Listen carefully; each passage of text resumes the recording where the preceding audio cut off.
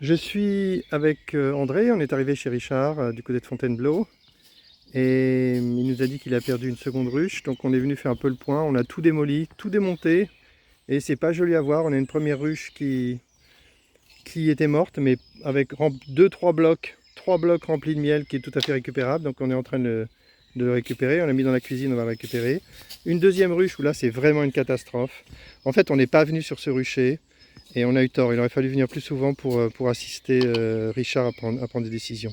Il y a une autre chose aussi qu'on a faite. Donc là, la deuxième ruche, c'est une catastrophe. Ça sent, il y a du miel qui a fermenté. Donc tout ça, va falloir le jeter, le nettoyer, le jeter. On a une flamme, on va tout nettoyer, tout gratter. Il ne reste plus qu'une seule ruche et on va la réduire à 2 blocs et on va faire un boost d'acide. Euh, Richard, c'est un idéaliste.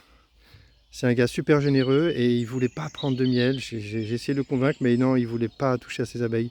Je suis pas sûr que ça soit une bonne politique en fait, parce qu'on se retrouve avec des ruches remplies de miel, mais quand même mortes. Il n'en reste qu'une quand même là, hein.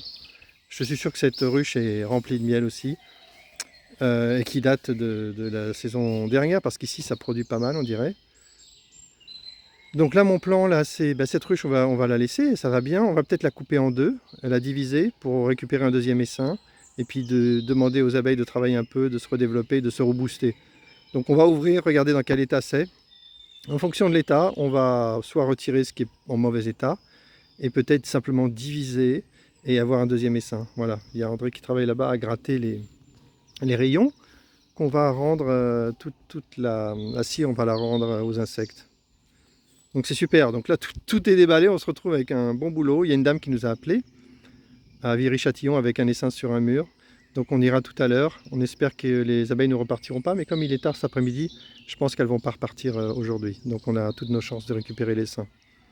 Hier on a été chercher un essaim signalé par Dominique, c'était à Rungis. Malheureusement on est arrivé 10 minutes trop tard, l'essaim était parti. Et le gars il a vu partir l'essaim. On l'avait mauvaise, mais bon c'est la vie, hein, ça arrive souvent ça. Faut dégainer, hein. Quand on est appelé pour un essaim, il ne faut vraiment pas perdre, même pas 10 minutes. Sinon, surtout quand il est dans les midi 14 heures, hein. S'il est 16 heures, on peut perdre du temps. S'il est 14 heures, il faut se grouiller. Donc voilà, donc on est à fond là. On va tout nettoyer. André et Richard, ils vont nettoyer les ruches, les gratter, etc. Moi, je vais m'occuper de démonter cette ruche pour regarder. Et puis pour éventuellement la diviser. Donc allez, je fais une pause et on se met à bosser. Allez, reprise de la vidéo. C'est toujours le même chantier, mais André avance bien. On a discuté beaucoup avec Richard. Et là, le plan, bon là j'ai voulu ouvrir cette ruche pour regarder si c'était la cata comme les autres. Il y a 2 blocs qui pèsent 1 tonne, donc c'est totalement rempli de miel là, en bas à droite. Donc ça me confirme que c'est pas forcément une bonne idée de laisser des tonnes de miel en hiver. Je pense de plus en plus que c'est pas forcément une bonne idée. Donc là, j'hésite entre diviser et pas diviser. Le vide sanitaire était avec des feuilles de cire qui avaient été mises et qui étaient un petit peu déglinguées. Donc j'ai fait tout le ménage, j'ai fait le ménage. J'ai pris tout ce qui était bon. J'ai coupé les feuilles de cire qui étaient un peu abîmées. Donc là, c'est utilisable. Maintenant, je pense que je vais faire la division. Je pense que c'est une bonne idée. Donc je vais prendre le bloc du haut, taper en bas pour faire monter la reine. Et puis prendre le bloc du haut et le remettre sur cette ruche là avec un bloc qui est propre. Et comme ça, ça nous fera une ruche avec de quoi construire pour que les abeilles. Il faut qu'elles aient d'espace pour se développer. Donc c'est super. Les abeilles ne sont pas du tout agressives. En général, j'aime pas trop parce que c'est souvent le signe qu'il y a un problème. Mais pas forcément, hein. Donc on va faire comme si tout allait bien. Donc là, je lâche le téléphone, je prends le bloc du haut, je le mets dessus. Et après, je vais me retrouver avec un bloc du bas. Et je vais peut-être essayer de voir s'il y a du couvain, ce serait génial. Et puis je vais aller le poser sur un support par là-bas pour faire une division. Ce sera la première fois que je fais cette technique de la division dans le cadre de la ruche minimale. Ça sera super. Allez, pause, c'est parti. On est en pleine nature, c'est magnifique, on entend les oiseaux. Si je me tais, on va bien les entendre. C'est super beau.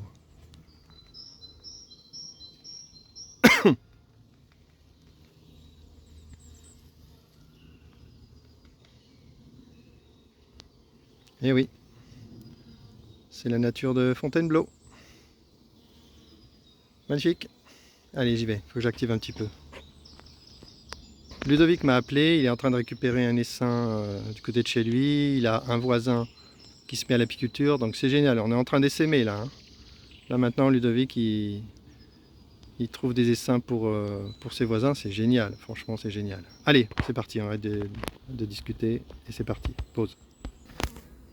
Allez, Richard et André sont partis ramener un bloc aux 3/4 de miel. Alors on a changé le plan. Je voulais diviser, mais j'ai regardé un peu ce qui se passait et il y avait un bloc du bas qui pesait 1 tonne et qui a été rempli d'abeilles. Et le bloc du haut, il avait l'air c'était l'air un peu plus vide. En fait, quand j'ai démonté, j'ai vu que le bloc du haut, c'était une hausse. Il n'y avait que du miel, pas de couvain. Du coup, ma division n'avait aucun sens. J'espérais aller chercher dans le bloc que j'avais laissé. J'espérais récupérer du couvain pour répartir, mais il n'y en avait pas. Donc du coup, j'ai laissé tomber. Donc j'ai remis le bloc complètement rempli où il y a forcément le couvain en bas. Au-dessus, j'ai mis une hausse. Ah non, non, j'ai pas fait ça, je crois. Non, non, le bloc rempli est en haut et en bas, il y a un bloc vide avec des rayons propres. Donc c'est un agrandissement type varé par le bas, standard. Voilà, c'est ça que j'ai fait. Voilà. Donc du coup, elles ont de quoi construire, elles ont de quoi bosser. On leur a piqué un bloc rempli de miel qui leur sert à rien du tout. Il est parti là-bas pour se faire manger. Et c'est bon. Donc là, il y a une ruche qui est prête pour travailler.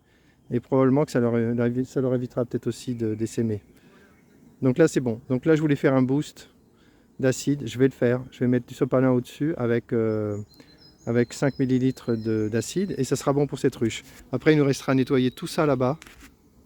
Et pour préparer pour de nouveaux essaimages. Allez, pause. Voilà, on montre qu'on laisse le rucher propre. Cette ruche est donc bien terminée. Il y a un gros bloc avec beaucoup d'abeilles, beaucoup de miel, certainement du couvain, certainement une reine. Et puis en dessous, il y a un bloc propre avec des rayons qu'elles vont pouvoir investir. Donc là, c'est le top. Cette ruche là, c'est au top. On a mis un sopalin avec de l'acide pour faire des vapeurs et pour essayer de leur donner une chance si jamais il y a des varrois. Ça, c'est top. Ces 2 ruches étaient une catastrophe. On a remisé les blocs. Non, de ce côté-là, il y avait du miel à récupérer, plein de kilos qui sont dans la cuisine. De ce côté-là, c'était complètement pourri, ça sentait l'alcool incroyable. Donc, on a tout enlevé, tout nettoyé. On a mis au fond dans l'herbe tous les rayons avec du miel, donc les insectes du coin vont être contents. C'est un chat là-bas, là. Ouais. Et du coup, on a nettoyé, donc tous les blocs sont stockés là-bas devant la maison. On les nettoie, on a déjà bien nettoyé, il ne reste plus de trucs pourris, alcoolisés, tout ça, fermentés. Donc la prochaine fois on revient, on nettoie tout, on sèche tout. On a plein de cadres qui sont réutilisables, on les remet dans ces ruches pour faire des ruches de 2 blocs seulement. On ne dépassera pas 2 blocs. Ici, on ne va pas faire des ruches minimales. On va faire des ruches à 2 blocs. Et on nettoie tout et on amènera des nouveaux essaims quand il y aura l'essaimage. Là, on est un peu speed parce qu'on nous a signalé un essaimage à la Ferté-sur-Alais, je crois. C'est peut-être pas loin parce que c'est loin de chez nous, mais là, on est loin de chez nous, donc c'est peut-être pas loin. Donc on va rappeler et on va essayer de récupérer les uns. Allez, c'est parti. Donc, fin de la vidéo. On était à Noisy-sur-École et on a fait un grand ménage sur ce rucher qu'on a laissé à l'abandon. En fait, c'est à nous de le gérer. Il faut qu'on soit beaucoup plus présent. En plus, c'est super sympa de venir rendre visite à Richard et son fiston. Donc, on reviendra souvent. Allez, fin de la vidéo.